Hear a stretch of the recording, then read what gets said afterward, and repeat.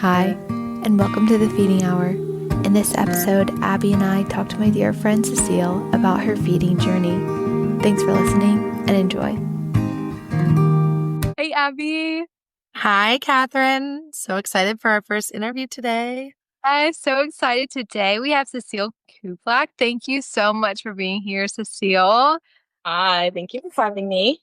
Yeah. So I wanted to have you on because you have 2 children, and I wanted you to just first start off by sharing with us a little bit about your feeding journey with your first child, Jerome.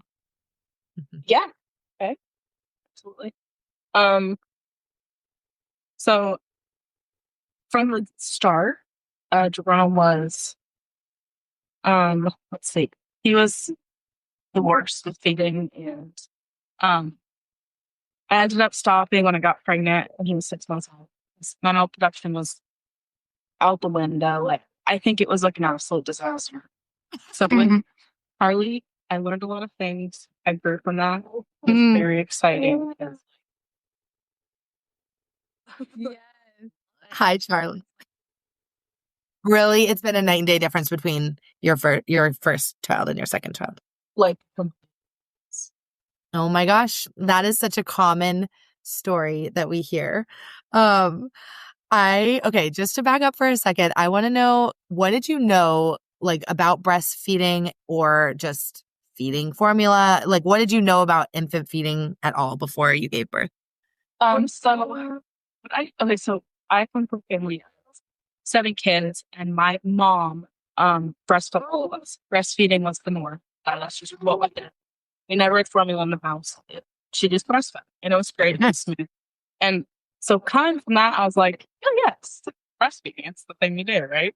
And sorry, can you hear me? Okay? Yes, we can. You're good.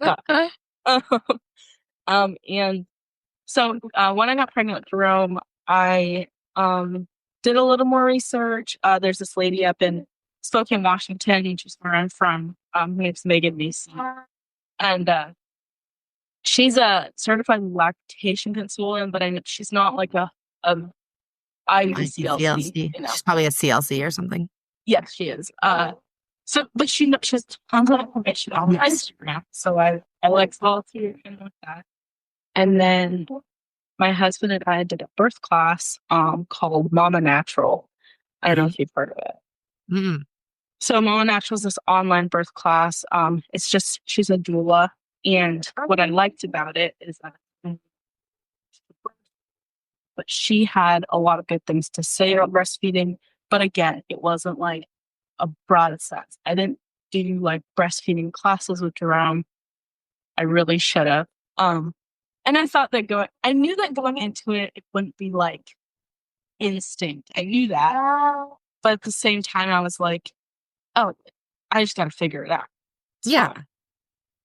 So Jerome came out with a lip and tongue tie.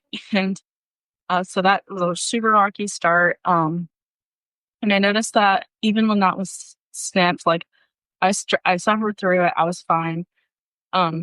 His latch was awful. I had to use like the nipple shields. But I just struggled through it. So I'm like, this is the way to do it. Did you have support during this? Like, did you have lactation consultants or not really? I didn't. And I'm looking back, I'm like, you idiot. Like, what? No, but like, what is this baby? You're like, I don't even know where I'm supposed to find that. Like, that's part of why we are making this podcast. Exactly. I mean, yeah, seriously. Like, yeah. So Your yeah, point. I didn't, and I should have. That was definitely a case where it was like, yes, you should have had a lactation consultant, not just the hospital nurse coming in, which is what ended up happening. Even my midwife. So I started with a home birth and transfer. But even with my midwife, she tried to help me, but it's like you need a professional in those situations, and I just didn't do it. So it was rocky with Jerome for sure. I should have done a little more research, I think, first. But you don't know what you don't know, right? I mean, So true. And you think it's going to go. I had a similar thing where like my mom breastfed all these babies. So I'm like, oh, it's going to be fine. Like, it's just a big learning curve. Yeah. And it sounds like you went to a class, like Yeah, you did. You did had a do the thing. midwife, right? You knew a certified lactation consultant, and I think that's the whole kind of point is exactly what Abby said. You don't know what you don't know. So, Mhm. so with the tongue tie, did y'all first of all, was breastfeeding painful with Jerome? That's kind of a leading question, but I'd love to hear a little bit. How did you know it was a tongue tie? Was it the pain? Yes, Yeah. that's a And great also question. like how did you deal with it, or because there's so many ways to address it. We've talked about it in one episode before, but like we're just, yeah, how did you choose to deal with it? So he, it was actually like, it's kind of a bummer because when I was in the hospital, I asked for a lactation consultant. She came in, she said, "Oh, he looks great." And I was like, "Okay, great. First time mom, I believe everyone." I see my midwife for the first time, and she's like, "Oh, he has a crazy tongue and lip tie. His lip tie was like his lip was like glued to his gumlet. Like it was bad." I'm like, "Are you serious?" Like Yeah. she probably didn't check. She It was just just said like, oh, very, it's very great. frustrating. Um, so So I found out from my midwife, and she referred me to a pediatric dentist that she just refers everybody to. I got it lasered because it's the quickest way. Nice. But we just found out because my husband is in the chiropractic program at Life University.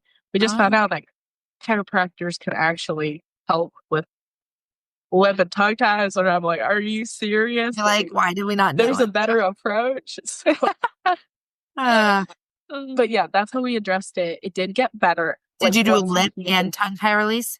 Yeah, and the lip How, was insane, but and yeah. what age? Like how many weeks? Oh, he was 2 weeks. Oh, okay. So you did it So pretty early. yeah, I got it done as soon as possible because I was like so bummed because he was upset. I was upset. Was he just not latching, or was he like in pain? What was going on? Uh, I was in pain. So I said I had to use like nipple shields. Yeah. He couldn't even touch me. Like it hurt so bad. Yep. And Limping down.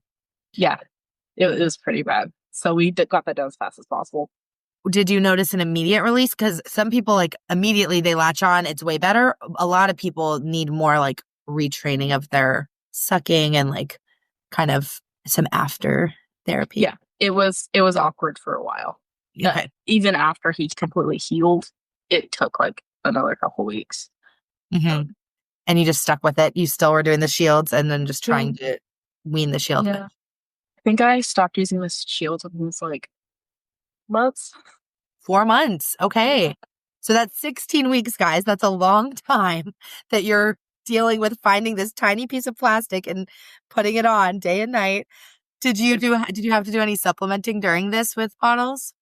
Um, Looking back, I should have. I was kind of lackadaisical about pediatrician appointments and stuff like that, and his weight seemed okay. But then I brought him for his like 9 month um appointment, and he was in the 6th percentile, which is like his dad's super skinny. I'm like, he's Yeah. fine. Like he's not Yeah. showing signs that he's starved or anything, but I'm like, I should have supplemented in the moment. Yeah. I went back to work at 4 months and I was pumping. And like, you should expect a giant flow. No, everyone's different. Everyone, Yeah. but I definitely wasn't getting the amount that I probably should have. So Okay. And then did he start solid foods okay? amazing. Yeah. He was so flexible with bottles, solid foods. Like he learns super fast. So that was great. So that didn't take any time. That helped. Okay. He is a great eater. Oh, good. Well, that's good. I mean, I just like to hear the range because I feel like working with a lot of babies with tongue ties, like you'll hear all sorts of things. And it's cool to hear you also reflect on like, oh, I wish I knew to supplement maybe sooner, but maybe it also helped you keep your breastfeeding journey as long as it did. Um, you did get the tongue tie release pretty early, so maybe it didn't. But did you say it did affect your supply? Like when did you end up? How'd you know it was time to wean or all of that? Um, my supply started getting affected when I started pumping. I think I had a horrible, like it wasn't the pump, but I think my flange was off, so it always hurt. And I did research on the flange sizes. It's so Another complicated. thing that no one tells you, right? I was just asking Abby if her It pumping was hurt. painful. And it was when I was a first time mom in the beginning, but then I learned I had to go through all the, you just have to do trial and error. But a lot of times it feels like you're just figuring all this out on your own when it's like, Yeah. there are resources to tell you, but a lot of times it's not, you don't have those resources in the moment that you need them. I know. So frustrating. Um, So wait, but okay. So you were saying it did affect your supply when you went back to work. yeah, so definitely. And I should have supplemented by then, but by the time I found out I was pregnant, Jerome was 6 months Oh, you or were 7 months. And I was like, oh my gosh, there's nothing coming out, like nothing. And then I found out I was pregnant and I was like, wait a minute. And then I'm like, you know what? I'm done. I have to go back and to work. yeah. By then we had to put him in daycare because me and my husband's schedules weren't lining up. So I was like, formula is just going to be so much easier. So And and that's another thing is sometimes you can keep breastfeeding during pregnancy, but a lot of people, it can affect your hormones. It also might just make you feel like if you're having morning sickness, you're like, this isn't serving me. The whole situation might not feel good. Yeah. like he was on solid foods anyway. I was like, And he said he's a good eater. You're probably like, he's a great eater. it's time. He got his breast milk. I mean, everything I could possibly give him. Yeah. And that was tapped out. So Good for you. Okay. And then as we've said on previous podcasts, if it's before a year, you use formula until a year. And did he do well with that transition with bottles and all that? yeah, he is on like 1 bottle of milk a day, which we need to cut back for sure. But How old is he now? Oh, almost 2. those two. Oh my gosh. And how is this little one? So he's 7 months. Okay. Yeah. Yeah. But Wow. I know. Okay, so anything else on Jerome before we move into Charlie? let's see. I mean, I was really lucky with my first because he's a really flexible baby and he's just always been really like good at being like he has a schedule now and it's great, but like I didn't have a schedule when he was first born and I was just kind of whatever, blah blah blah. I don't know what's going on, you know how it is. And he was such a great baby for that, and I'm very very lucky. That happened because going into Charlie, like he's a completely different baby, just like. We could bond. I have the opposite situation. So I have like the first one was the more, I would say, like not as flexible one. And then the second one is super flexible. So it's like, it's just interesting having, I guess everyone, I don't know. I usually don't hear people saying they have the exact same temperament both times, but Yeah. it's interesting seeing that. I feel like that's why being a mom is the best job and one of the hardest jobs because every day changes, every baby changes. It's a whole different person you're raising each time. No, you got one temperament down, and then tomorrow it's completely different. Yeah, 100%. Oh my gosh. Well, that's a good segue into Charlie. So, what did you, when you were like reflecting about Jerome's experience, like how did you feel about it? What did you want to do differently or the same going into Charlie? So going into Charlie, I was confident, and I think that was very huge. I knew exactly what to expect. I knew that I would blister. I knew that it would hurt when we started because it always does. That's just normal. Like my nipples had been, used in a year. And going into Charlie, I was confident, and I think that's huge. Also, Charlie didn't have a lip or tongue tie. So that was amazing. And I think I was just confident. Yeah. I knew all this stuff on your end. I knew how important breast milk was because I love breast milk. It's just so good. And so I'm like, no, I want this for all my kids. I really, really need to breastfeed. I think it's so rewarding and the benefits just outweigh the hours of patience, Yes. So you were ready for it. How was your how was the beginning of it? Like did he just latch right on or was it still something? Yeah, talk about the birth experience. Yeah, Please do. Because I Okay, know that there's a so special part of the birth. my dream, because you watch the videos, my dream was for a baby to just like do the crawl. And Yes. I anticipated Jerome doing the crawl because I'm like, they just do it. No, they don't. No, they don't. Charlie.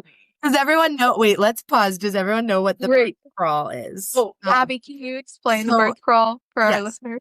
Okay, so the birth crawl is a mammalian, like, animalistic thing where like babies are just born with the reflexes and instincts to, if you put them on your chest, skin to skin, right after birth, they will eventually crawl up and latch on. Now, as Cecile said, it does not always work that way, especially in the real world of like difficult births and like Pitocin and like C-sections, like all these things. Like there's a lot of reasons why it might not happen that way. Even if you have a vaginal birth that goes really well and is not traumatic, it still doesn't always happen that way. Always. But when it does happen, it's like really cool. And you can look up videos of it. It's called the birth crawl. And this is so cool to hear Cecile's story about it. Yeah. I love comparing us to actual mammals because it brings it down to like, we are like part of this earth, we're not just like, sometimes we're not above. We're like, our instinct is so cool. So I'm obsessed with that birth crawl because of that. Yeah. But Charlie did the birth crawl and I freaked out. I was like, what? Did you like say in your birth plan, like to your medical providers, like, I want this, or it just happened? Because it's something between me and him. I mean, it's like, if it's going to happen, it's going to happen. It's just been a dream. Like I've been like, oh my gosh, like, can you imagine if that happened to me? Yeah. I've just been excited in that aspect.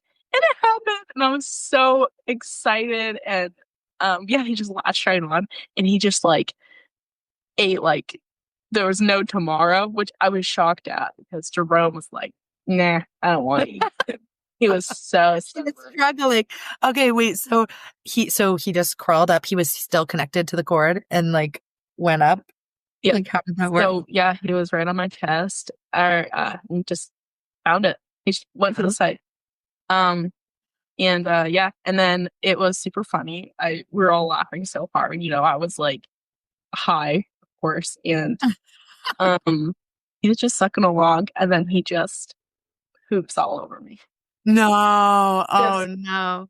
I mean, they were like, "Oh, this is great because he already had his first poop." I mean, it is. I mean, it means everything's working, right? Yeah. Yes. I was just laughing so hard. I was like, this kid's gonna be an eater, and I knew that immediately. Like, just a mess. It was so funny. Here ready to eat. Yeah, apparently. I love it. All the animal stuff. Oh my god. But looking back at the comparisons with Jerome and Charlie, so I had a completely unmedicated birth with Charlie. And when he came out, he did the crawl. He pooped. He was like ready to go.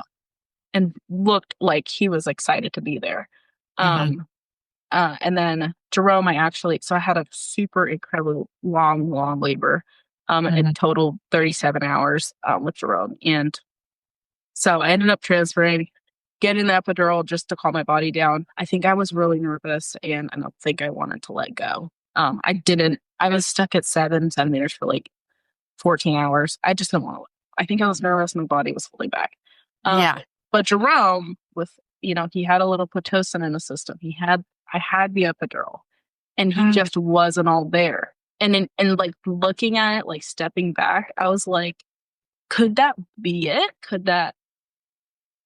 Was that the problem in the end? Was like that he was just lagging behind. He was, because Charlie was just there. He was present in the moment. Yeah. And I was too, naturally, So that, I guess, was the difference. Maybe, but also it sounds like you had the oral ties going on and first time mom. There's so many factors. I love that you said, though, that Charlie was just happy to be here. He was like excited to be here. And like, hey. Yeah. And that like you weren't ready with Jerome. There's just like this, I've never given birth, but I think that there's this like emotional piece of birth too. You're becoming, as a woman, a different person. That transition from the baby in your body to the baby outside your body, it's like your world's about to shift. And Yeah. especially with your first child. So I love that you talked about that because that seems like a huge piece of it. Yeah. Mhm. Absolutely. Yeah. And the confidence. I love that you talked about the confidence because I have very similar two stories as this with like the breastfeeding and births. And I'm like, Yeah. I think that, yeah, it's very true that like when you're ready for it, you know what to expect, you're confident, like you know that you know how to breastfeed a baby, even if like I was fully thinking my second child was going to have a tongue and lip tie again and all these issues. And then when it didn't happen, I was like, oh, this is great. But I think I also, if there were some things going on, I also was more confident that I would figure it out. And Yeah. that makes all the difference in those early days. Yeah. Like they come out and you're already, your hormones are berserk and you just want everything to be perfect with the first one. And when they're not, it's just like your world shattered. You're just like, oh, what do I do next? And you just can't even think straight. But yeah, exactly. With the second, you're like, oh yeah, I know what to do. That's fine. Yeah. That's so cool. Exactly. And even if it's totally different challenges, like I wonder if we will get someone on the feeding hour who had like a really easy time breastfeeding their first and then the second comes out with ties. Like I wonder how that confidence affects you because maybe it makes you like, oh my gosh, I thought I knew what I was doing and what, or it probably at least you probably have the trust that like, okay, well, I can pump, we'll figure it out. Like you just know more how to troubleshoot it, maybe. I don't know. Yeah. But Well, like, that kind of goes into, is there anything you wish you knew before giving birth about, because you talked about, oh, a little bit about, you know, your classes before. right, right. Yeah. And maybe a little bit to be left desired. But yeah. I wish I knew that I needed to like give myself grace and step over the hump because there is a giant learning curve. And I know that a lot of people, it's so hard to get over that learning curve. So they just give up. And I like looking back, I'm like, there was a curve and I'm happy that I went through it, but it was really, really hard to get over that. And I totally understand like how so many people just give up because it's so hard. So they're like, this is too much for me. Like I'm in so much pain, or I'm so frustrated because it's so frustrating at the beginning. Like, Yeah. but yeah, I think that's the biggest thing. Yes, it's so good and kind of the purpose of this podcast. So thank you for sharing in that way. Um, what support helped you get over that hump? Was it your husband, family? What helped you from that? I mean, of course, my husband's like so patient and he's just there all the time, and it's so cool. So he was 100% a huge support. It's kind of hard with my family. I'm the first one to have babies, like of my siblings. Um, so I didn't have much support coming from my family. My mom, like, she's like, I don't remember. She's like, I just kind of did it.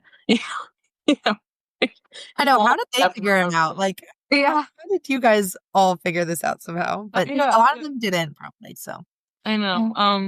And then we moved, like across the country. So yeah, I kind of just was alone, I guess. But I watched a lot of like random videos, and I think I just kind of had to sit. Like if I needed Jerome out of the room while I fed Charlie while I was frustrated, Chris would do that. Or like, yeah, it was just like a patience factor. And there was that support of Christian, but it was mostly like a self motivation. Like if I do this, once I get over this hump, I will be able to do this easily and successfully. And now I do it too successfully because I never introduced the bottle, and now he refuses it. hey, text me for a consult. We can try to work it. We can try to figure it out. Oh my gosh. How old is he again? 7? Well, but now it's like he's probably eating solid food already, right? Right. Yeah, exactly. You're So like, I'm like, okay, he'll get there, whatever. Yeah. well, he might not even Luckily, need to take the bottle if he. Right. I didn't have to work or anything, so it was fine. I was just staying home with him. I think I probably would have pushed it harder if I had to send it to Yeah. a kid, but Yeah. I'm like, ah. Yeah. No, that's so true. Who cares if they're, I always say if they're close to 6 months, then Yeah, let's work on a no, let's work on a straw, right? Yeah. exactly. Um, oh my gosh. Well, I loved hearing your stories. These are so good. I wanted to ask one more thing because you talked about patience, even with Charlie's journey and dealing with having an older child. When did you feel like it got kind of like easy with Charlie? Like, even though it was a great start and there was no ties going on, it still kind of takes some time sometimes to work out any kinks. Yeah, when do you think it was like all good? It didn't get easy until my nipples, you know how they get they start hurting, and then Mhm. they what is it, like callus, you know. Yeah, get kind of That bigger. that moment when I didn't need to use nipple butter anymore, Yeah. that's when I was like, I got this. I can go do this in public because I'm not Yeah. wincing in pain, you know? Yeah. Was Because it like 3 weeks or 4 weeks? latch was great, but it still hurt. Mm. Yeah. It wasn't as deep as it probably Yeah. eventually got. Yeah. Because Very he's just still learning and you're still learning, right? Um, but now big. he's I love watching him latch because it's so satisfying. Like to this day, and I've been nursing for 7 months. So Wow. Was that like around, do you remember? Was it like 3 weeks, 4 weeks? Like, do you remember based on I, maybe when your husband went back to work? I don't know. it might have taken about a month. A Yeah. month. Okay. Yeah. Yeah. That's what I always tell people. I usually say it's like, I mean, unless you have something more major going on, like the first time, then that makes sense. It took like 4 months to get off the nipple shield because you had a lot going on. But even with if everything's going relatively fine, they still have to learn how to do this and improve their oral function, stretch out any tightness, talking about the chiropractor thing. Um, and so I do think it takes usually like 4 to 6 weeks. I mean, hopefully by 2 weeks you have your supply in and it's getting easier. But like, I think 4 to 6 weeks is probably when I like started going out in public too and like feeling like it wasn't all the pillows on the couch and making it a big deal every I know, time. like, Well, yeah. and Amazing.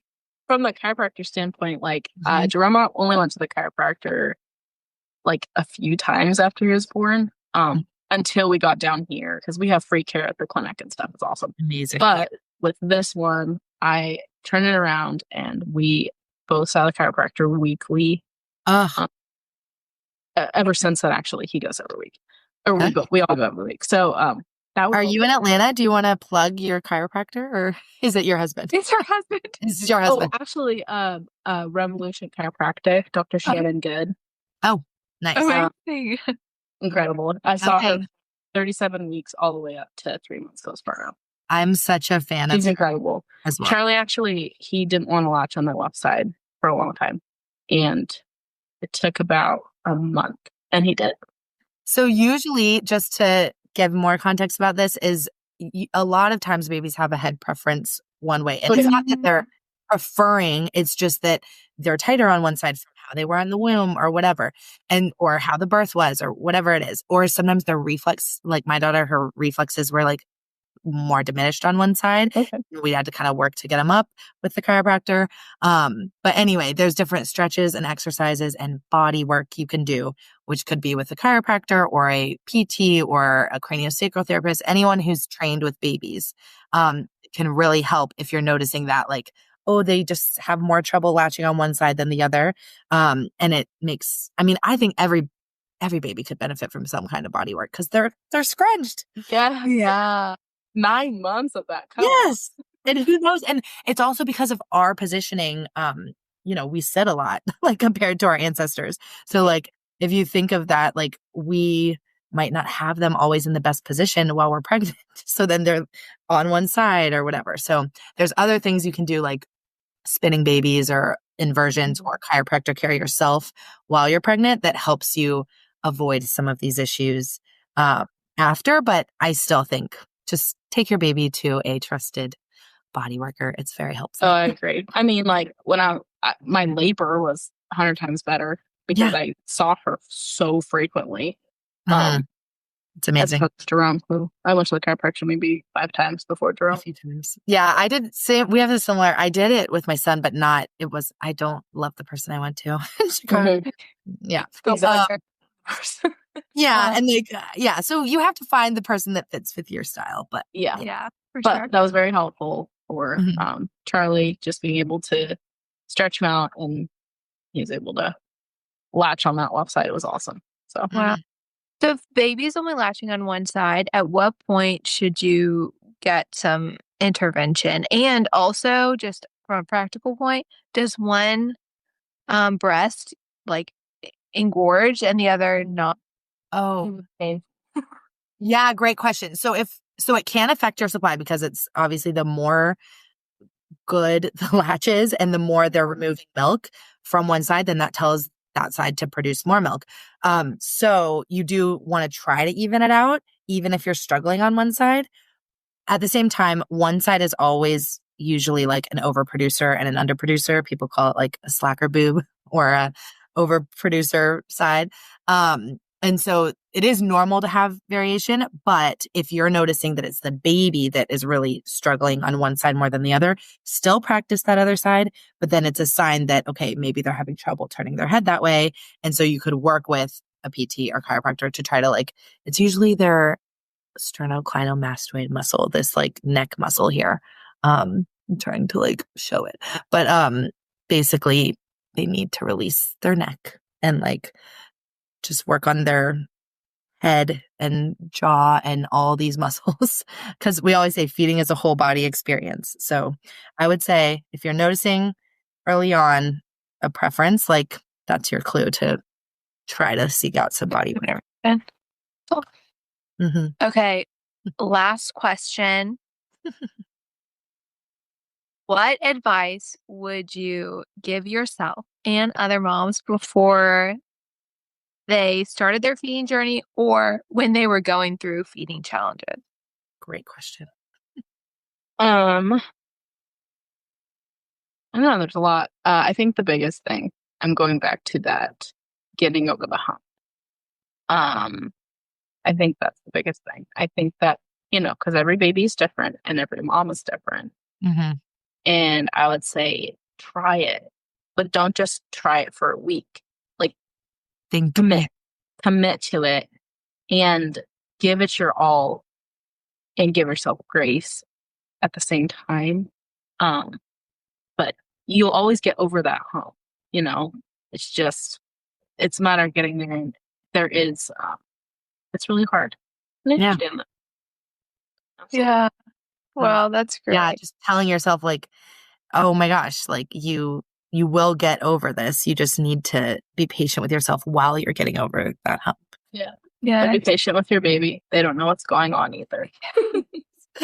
They're new here. Right. Yeah. It sounds like what we talked about before, setting realistic goals of okay, 2 weeks. And then once you're out of the 2 weeks, being okay, this is still hard, but I can go for 2 more weeks because I just did 2 weeks. Yes. Oh, my lactation mentor used to always say, you're breastfeeding now. Don't think about any time. But I like that too, to think about small increments of hey, can I just commit to trying and doing it until this point and then reassess if it's not working, make a change. But it also might be getting better. So then you're going to feel it's working. And seek support, as we've talked about a lot. Always. Yeah, that is another thing that I didn't do, and I should look back. You did it the second time. Hey. Yeah. Wow. Gosh, thank you so much for sharing your story. I feel like this was one to start with. I loved it. Yes. Awesome. Thank you so much, Cecile. Of course. Thanks for having me on. All righty. Have a great day. You too. Thank you guys so much for listening. If you are interested in learning more about attachment feeding or have any feedback for us at all, please email us at thefeedinghourpodcast@gmail.com. You can also sign up for our email list in the link in the show notes to be the first to know when a new episode is released. See you next time, and happy feeding.